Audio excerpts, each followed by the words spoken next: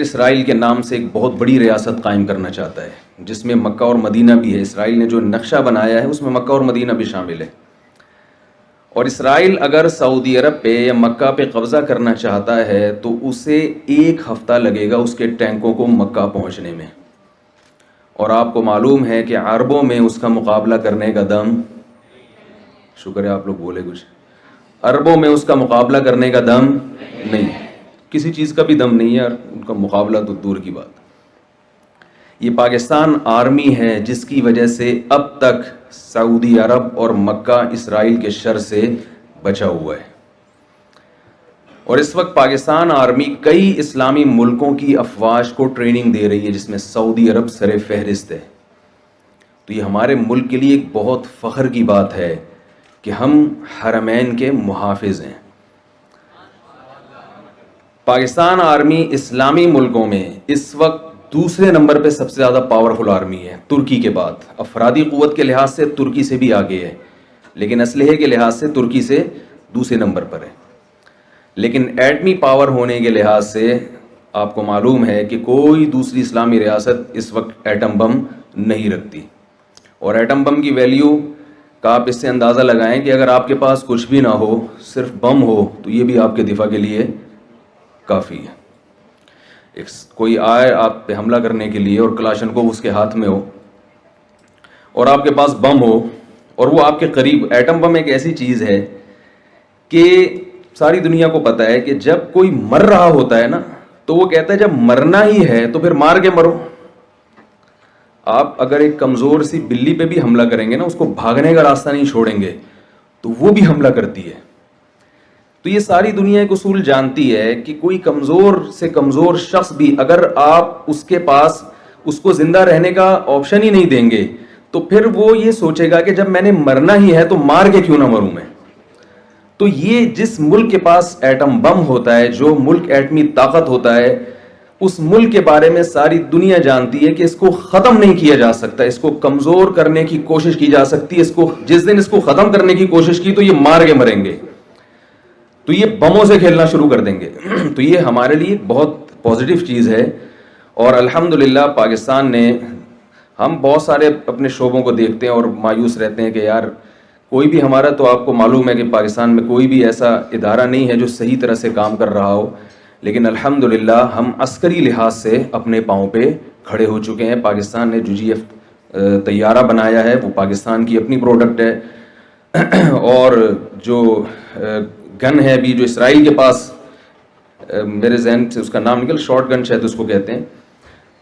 وہ گن کیا کرتی ہے کہ جیسے آپ کا ہدف اگر گلی کے اس پار ہے، یعنی آپ کو اپنا دشمن نظر نہیں آ رہا، تو اس کی جو یعنی آپ اس یعنی 90 کے اینگل سے بھی اس پہ آپ نشانہ لے سکتے ہیں. یہ اسرائیل کے بعد پاکستان آرمی کے پاس، اور یہ خود بنائی ہے. یہ بنی کیسے، یہ ایک لمبی کہانی ہے کہ یہ پاکستان کے پاس ایسی ٹیکنالوجی آئی کہاں سے. یہ ساری اسمگلنگ ہو رہی ہے پڑوسی ملک سے.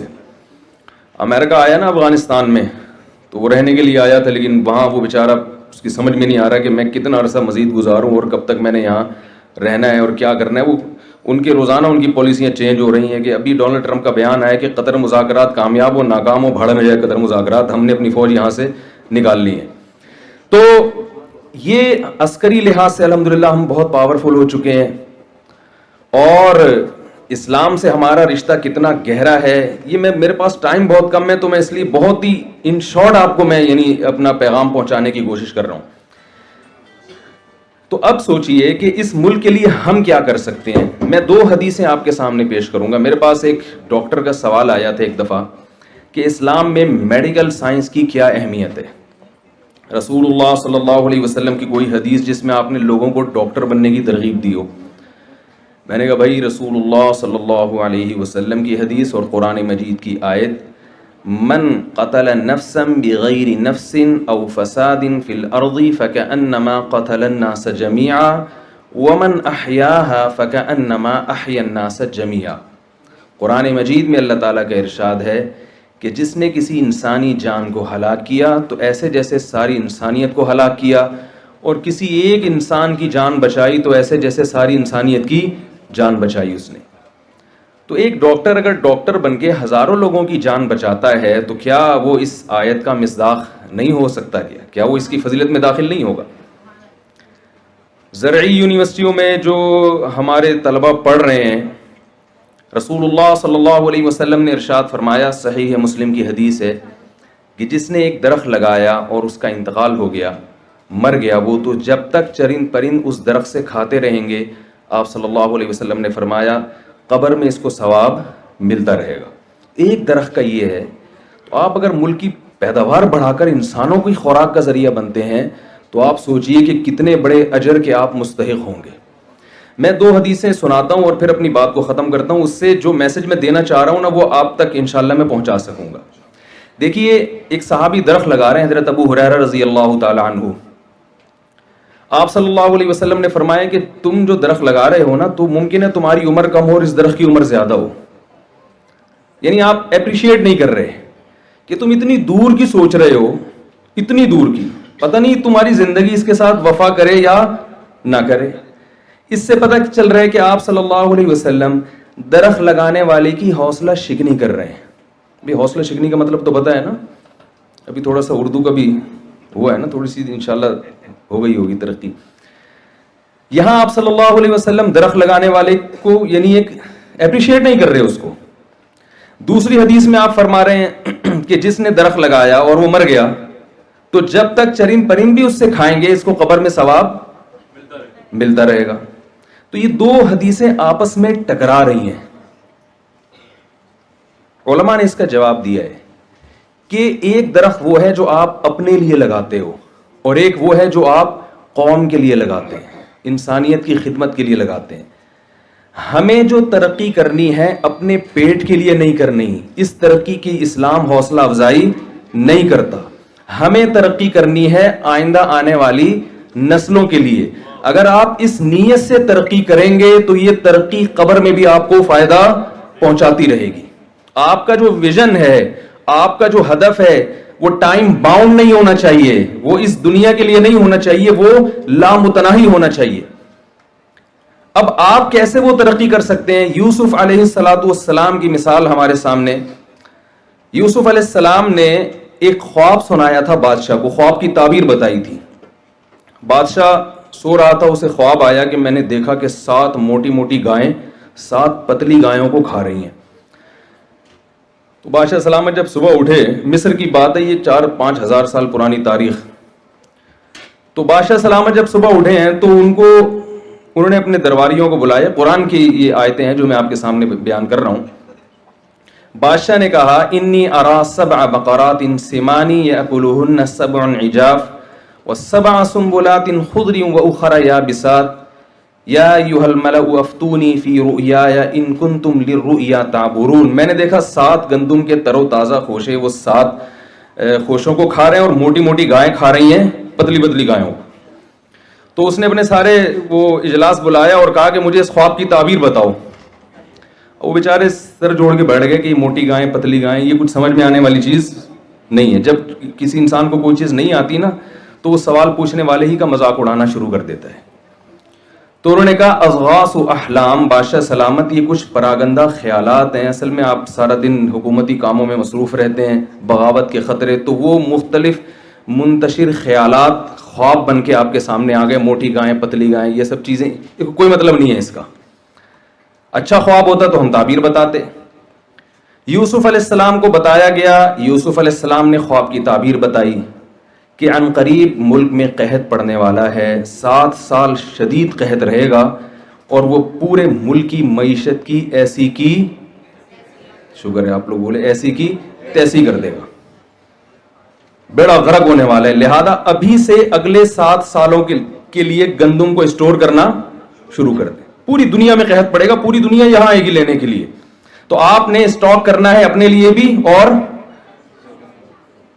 دنیا کے لیے بھی۔ اس کا فائدہ یہ ہوگا کہ آپ فروخت کریں گے تو آپ کی معیشت اور مضبوط ہوگی۔ بادشاہ نے بلایا، بڑا خوش ہوا بادشاہ کہ یار یہ تو ہمیں بڑی تباہی سے بچایا۔ تو بادشاہ نے کہا کہ آپ مانگیے، کیا مانگتے ہیں؟ یہ بہت اہم پوائنٹ ہے جو میں آپ سے ذکر کر رہا ہوں، بس یہ تھوڑی دیر آپ توجہ کے ساتھ سنیے۔